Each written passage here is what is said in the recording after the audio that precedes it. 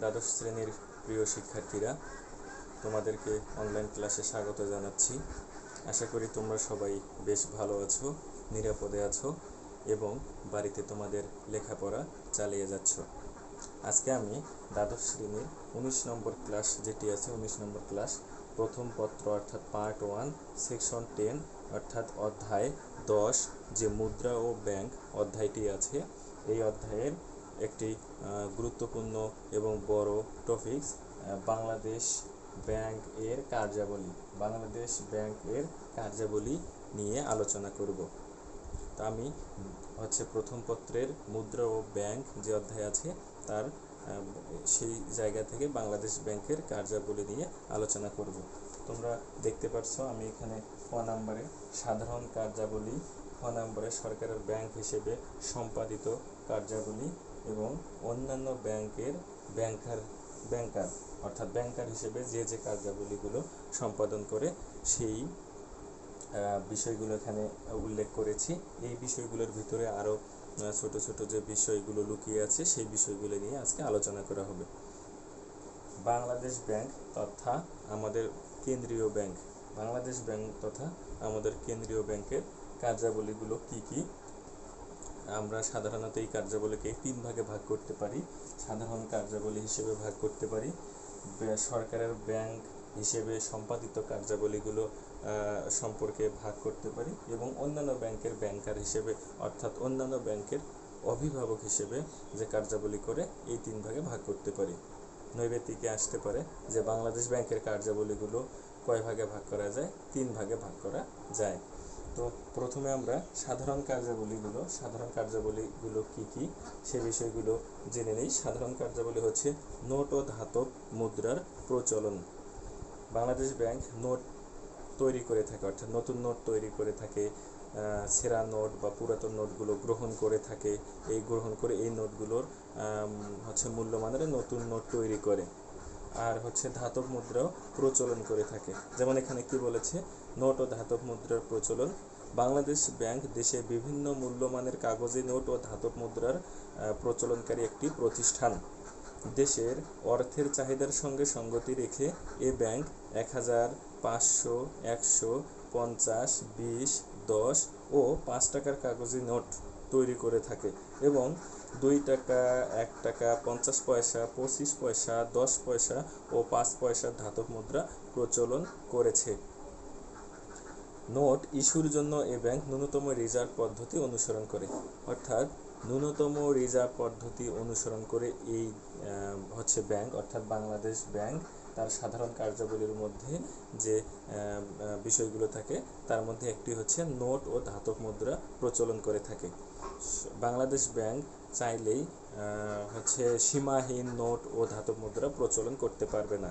এর জন্য যে রিজার্ভ যে নিয়মটি আছে, নির্দিষ্ট পরিমাণ বা সমপরিমাণ রিজার্ভ যে সংরক্ষিত নিয়মটি আছে সেই নিয়মটি পালন করতে হয়। তারপর সাধারণ কার্যাবলীর মধ্যে আরেকটি কার্যাবলী মুদ্রার মান নির্ধারণ ও সংরক্ষণ। মুদ্রার মান নির্ধারণ ও সংরক্ষণ।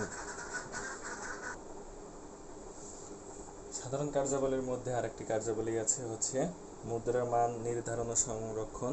মুদ্রার মান বাংলাদেশ ব্যাংক নির্ধারণ করে থাকে যে এই কাগজের নোটটির মুদ্রার মান হবে 1 টাকা বা 2 টাকা বা 50 টাকা, এইভাবে নির্ধারণ করে থাকে। সেটা কি বলছে? এ ব্যাংক বিদেশি মুদ্রার সাথে দেশীয় মুদ্রার বিনিময় হার নির্ধারণ এবং তা স্থিতিশীল রাখতে সচেষ্ট থাকে। এছাড়াও বিদেশি মুদ্রার সাথে আমাদের দেশের মুদ্রার মান নির্ধারণ সম্পর্কেও বা তা স্থিতিশীল রাখার জন্য সচেতন থাকে। আরেকটা সাধারণ কার্যাবলীর আরেকটি হিসাব নিরীক্ষা। দেশে সুষ্ঠু ব্যাংকিং ব্যবস্থা বজায় রাখা এবং ব্যাংকগুলোকে নিয়ন্ত্রণের জন্য এ ব্যাংক বছরে কয়েকবার তালিকাভুক্ত ও অন্যান্য ব্যাংকের হিসাব নিরীক্ষণের ব্যবস্থা করে। অর্থাৎ দেশে সুষ্ঠু ব্যাংকিং ব্যবস্থা পরিচালনার জন্য এখানে একটি কথা ব্যবহৃত হয়, সুষ্ঠু, অর্থাৎ এটি সুষ্ঠু থেকেও অনেক নিখুঁত, অর্থাৎ অর্থনীতিতে এই শব্দটি ব্যবহৃত হয়। এটি প্রিন্টিং মিস্টেক তোমরা মনে করবে না, এটা সুষ্ঠু মানে সুষ্ঠু কাজবাজের থেকেও নিখুঁতভাবে যে কাজটি পরিচালনা করা হয় তাকে সুষ্ঠু বলে। এটা হচ্ছে অর্থনীতিতে ব্যবহৃত একটি শব্দ। তো দেশের হচ্ছে বিভিন্ন ব্যাংকের ঋণ ব্যবস্থা বা নিয়ন্ত্রণ ব্যবস্থা করে থাকে কি কোন ব্যাংক? হচ্ছে বাংলাদেশ ব্যাংক। এটা হচ্ছে হিসাব নিরীক্ষা করে থাকে, বছরে একাধিকবার করতে পারে, বা 2 বারে করতে পারে, 3 বার বা 1বারে করতে পারে। আচ্ছা, এটা হচ্ছে হিসাব নিরীক্ষা। আচ্ছা, সরকারের ব্যাংক হিসেবে যে কার্যাবলীগুলো সম্পাদন করে, ব্যাংক হিসেবে যে কার্যাবলীগুলো সম্পাদন, আমরা এটার যে 3টি বিষয় তা পড়লাম। এখন আমরা পড়ব সরকারের ব্যাংক হিসেবে যে কার্যাবলী সম্পাদন করে থাকে, সেটা হচ্ছে 1 নম্বর হচ্ছে অর্থ সম্পত্তি সংরক্ষণ। অর্থ সম্পত্তি সংরক্ষণ। সরকারের ব্যাংকার হিসেবে এ ব্যাংক সরকারের যাবতীয় অর্থ বিনা সুদে গচ্ছিত রাখে। অর্থাৎ সরকারের যেহেতু ব্যাংকার, এই ব্যাংকার হিসেবে এই ব্যাংক সরকারের যাবতীয় সম্পত্তি বিনা সুদে এই ব্যাংকের নিয়ন্ত্রণে গচ্ছিত রাখে, এবং অস্থাবর সম্পত্তি বিনা খরচে তত্ত্বাবধান ও সংরক্ষণ করে। এবং যে অস্থাবর যে সম্পত্তিগুলো আছে বিনা খরচে তা তত্ত্বাবধান, সংরক্ষণ, সংস্কার করে থাকে। 2 নম্বর হচ্ছে অর্থ জমা ও ঋণ দান। এ ব্যাংক সরকারের পক্ষে যাবতীয় পাওনা টাকা বিভিন্ন খাতে জমা নেয় এবং প্রয়োজনে বিনা সুদে সরকারকে স্বল্পমেয়াদী ঋণ দেয়। অর্থ জমা এবং ঋণ দান। অর্থ জমা। সরকারের পক্ষে এই ব্যাংক বিভিন্ন উৎস থেকে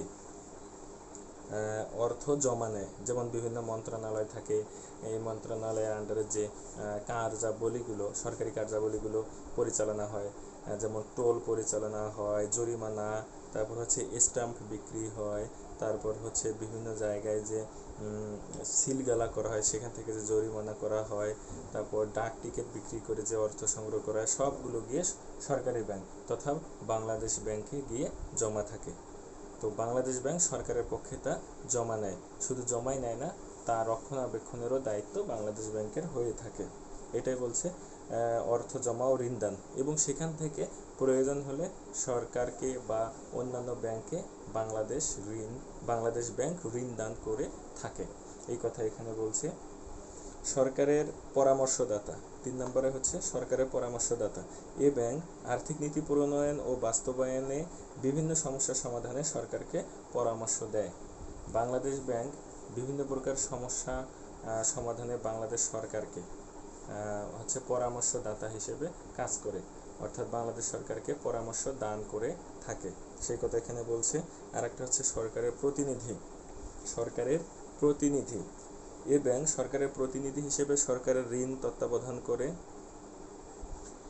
বিদেশি ব্যাংক ও আর্থিক সংস্থাগুলোর সাথে সম্পর্ক রক্ষা করে এবং প্রয়োজনীয় চুক্তি সম্পাদন করে। তাহলে কি হলো? প্রতিনিধি হিসেবে কাজ করে। কার প্রতিনিধি? বাংলাদেশ সরকারের প্রতিনিধি। বাংলাদেশ সরকারের প্রতিনিধি হিসেবে কে কাজ করে?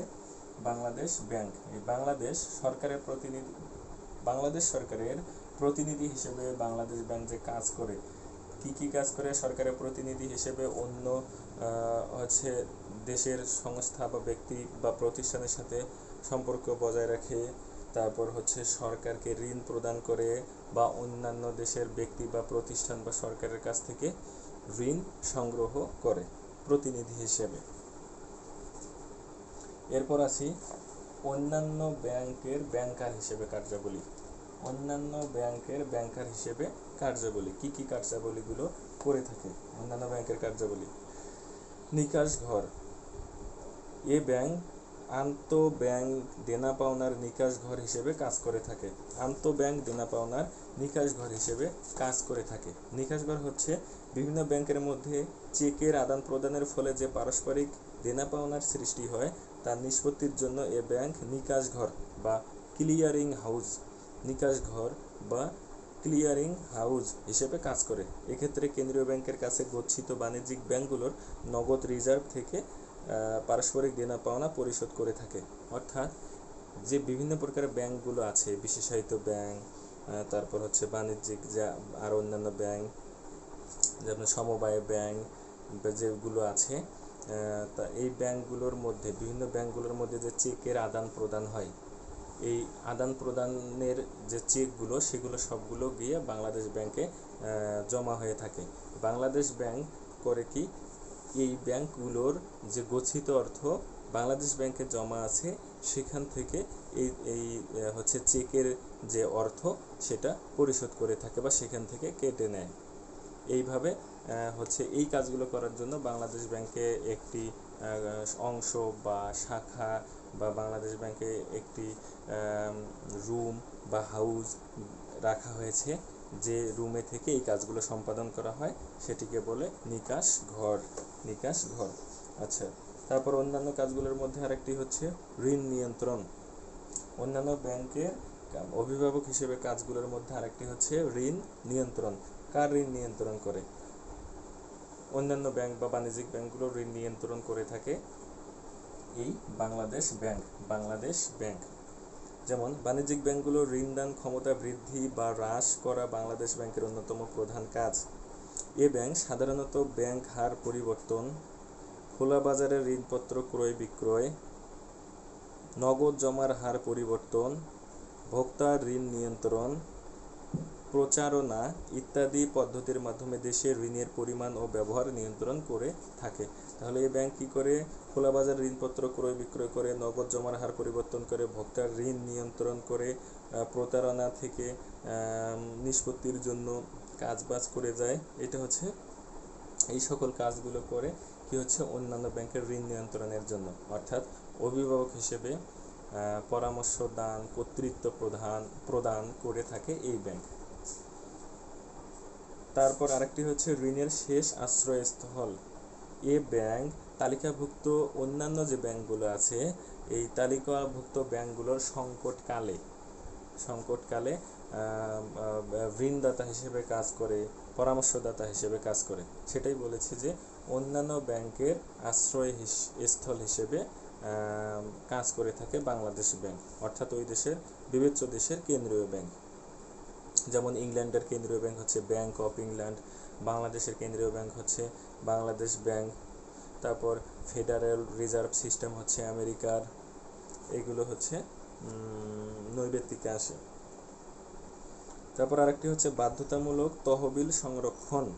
বাধ্যতামূলক তহবিল সংরক্ষণ।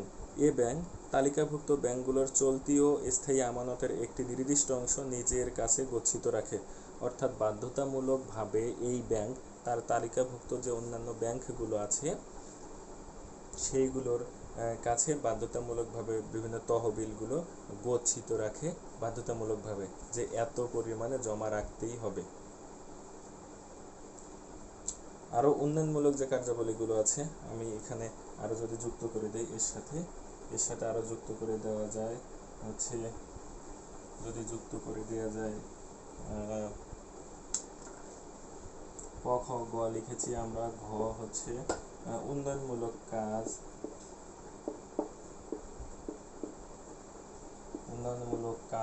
উন্নয়নমূলক কার্যাবলীগুলোর মধ্যে যা যা পড়ে হচ্ছে এ ব্যাংক কৃষি উন্নয়নের উদ্দেশ্যে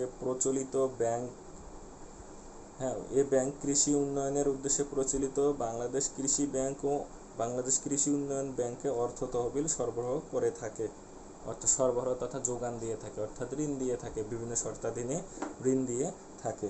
2 নম্বরটি হচ্ছে এ ব্যাংক দেশে নতুন শিল্প প্রতিষ্ঠা ও পুরাতন শিল্পগুলোর আধুনিকায়নের জন্য প্রতিষ্ঠিত বাংলাদেশ ডেভেলপমেন্ট ব্যাংকের অর্থ তহবিল দিয়ে সাহায্য করে।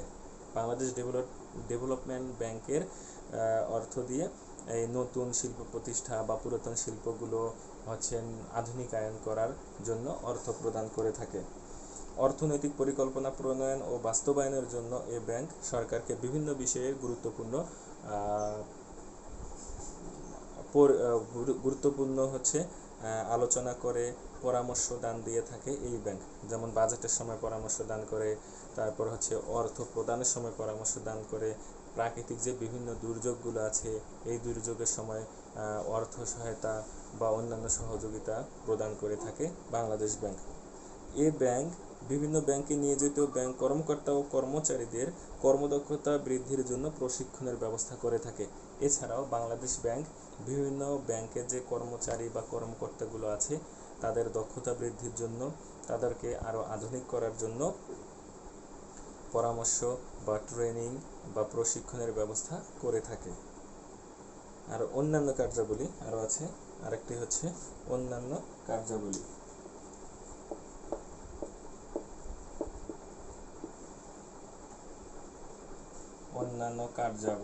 অন্যান্য কার্যাবলীগুলোর মধ্যে কি কি আছে?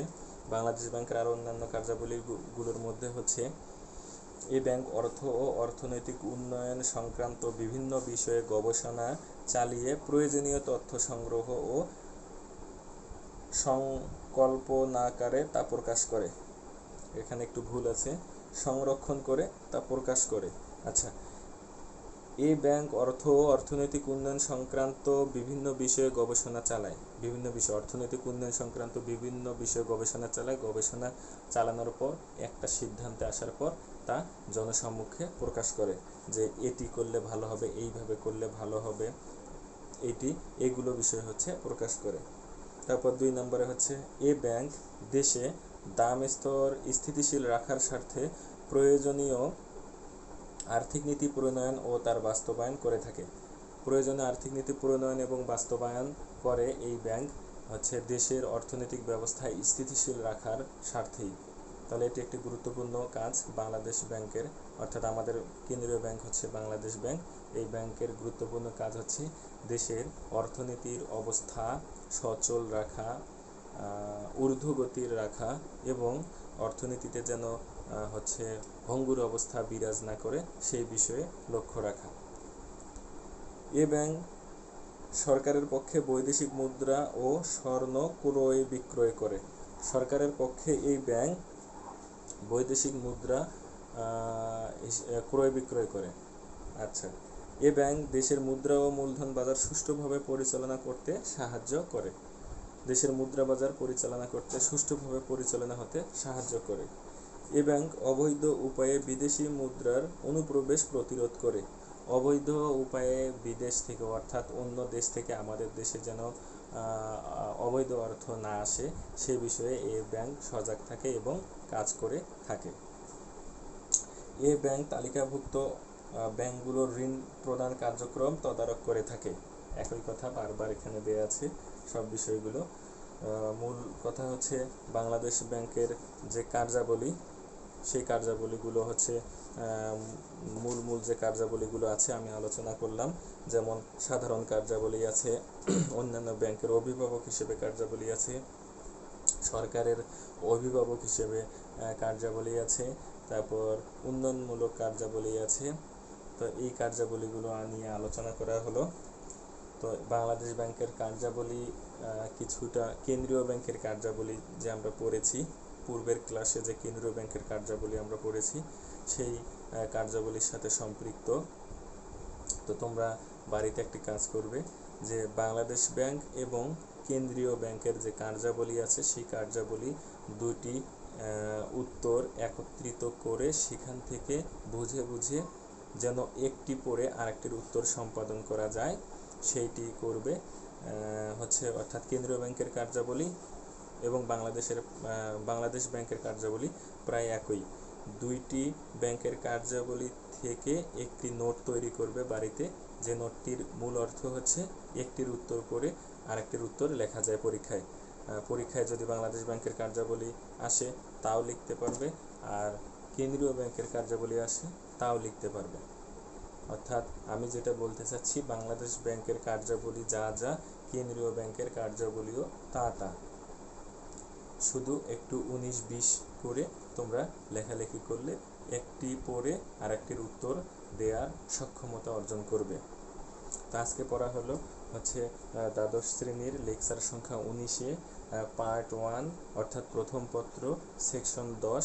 এই সেকশন 10 অর্থাৎ 10ম অধ্যায় মুদ্রা ও ব্যাংক যে অধ্যায়টি আছে সেই অধ্যায়টি গুরুত্বপূর্ণ একটি বিষয় হচ্ছে বাংলাদেশ ব্যাংক অর্থাৎ আমাদের কেন্দ্রীয় ব্যাংক। এই বাংলাদেশ ব্যাংকের যে কার্যাবলী অর্থাৎ কাজগুলো আছে সেগুলো নিয়ে আলোচনা করা হলো। তোমাদের সঙ্গে আগামী ক্লাসে আরেকটি বিষয় নিয়ে আবার দেখা হবে। তোমরা বাড়িতে সবাই ভালোভাবে পড়ালেখা করবে। আগামী হচ্ছে 2-1 মাস পর তোমাদের যে পরীক্ষা হবে, অর্থাৎ দ্বাদশ শ্রেণীতে ওঠার পর 1-1.5 মাসের মধ্যে যে পরীক্ষাটি হয় সেই পরীক্ষার সিলেবাসে এই অধ্যায়টি সম্পৃক্ত আছে। এই অধ্যায়ের সম্পৃক্ততা অনুসারে এই বাংলাদেশ ব্যাংকের কার্যাবলী গুরুত্বপূর্ণ একটি টপিক। এই টপিকটি তোমাদের জানতে হবে। এই টপিকটি অনেক সহজ, আশা করি তোমরা সবাই বুঝতে পারছো ক্লাসটি। কোনো সমস্যা হলে আমার সঙ্গে যোগাযোগ করবে, আমি তোমাদের এই সমস্যাগুলো সমাধান করার চেষ্টা করব। তো আমরা আজকে এই পর্যন্ত বিদায় নিচ্ছি। আমাদের নির্ধারিত যে ক্লাস আছে, ক্লাসের যে সময় আছে, সেই সময় আপাতত শেষ হওয়ায় বিস্তারিত আর আলোচনা করা সম্ভব হচ্ছে না। দেখা হবে আগামী ক্লাসে। সবাই ভালো থাকো।